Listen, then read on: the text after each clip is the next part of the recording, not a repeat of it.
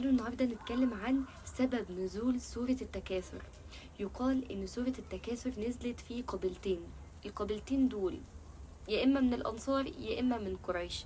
المهم ان هم كانوا قدام بعض عمالين يتباهوا ويتفاخروا بالاولاد، هم عندهم كام ولد، عندهم اموال قد ايه، لدرجة ان هم بعد ما عدوا الاحياء راحوا القبور وعدوا الاموات كمان عشان يشوفوا مين اكتر. فنزلت سورة التكاثر بتقول ايه بقى؟ ألهاكم التكاثر. يعني ايه ألهاكم؟ يعني شغلكم التفاخر بالأموال وبالأولاد حتى زرتم المقابر. انتم سيركوا هتدخلوا القبور دي ولكن أموات بقى مش أحياء. كلا سوف تعلمون، هتعرفوا عاقبة الانشغال بالأموال وبالأولاد اللي انتوا اتلهيتوا عن طاعة ربنا ورحتوا ليها. ثم كلا سوف تعلمون، هتعرفوا عاقبة الانشغال بالأموال وبالأولاد اللي انتوا برضو رحتوا لها.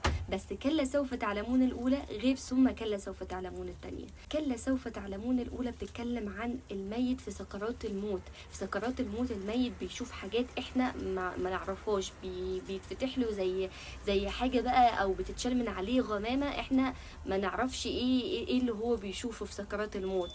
ثم كلا سوف تعلمون في القبر بقى، لما تدخلوا بقى القبور بتاعتكم هتعرفوا برضو ايه عاقبتكم، قد ايه هتكون جحيم. كلا لو تعلمون علم اليقين، لو انتوا فعلا كنتوا عندكم يقين بانكم هتبعثوا تاني لربنا سبحانه وتعالى وهتتسألوا وربنا سبحانه وتعالى هيجازيكوا على اعمالكم، ما كنتوش انشغلتوا بالاموال وبالاولاد وبالتفاخر بيهم. لترون الجحيم. الجحيم ده اسم من اسماء النار، انتوا هتشاهدوها. لترون يعني المشاهدة.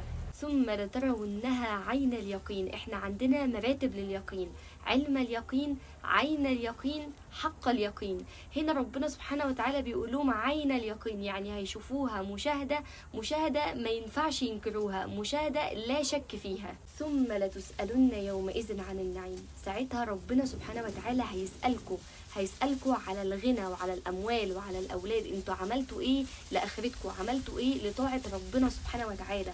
بدل التفاخر اللي انتوا عمالين تتفاخروا بأموالكم وبأولادكم وانتوا أصلا ما عملتوش أي حاجة لآخرتكم. بس كده، وربنا ما يجعلناش من الناس دي.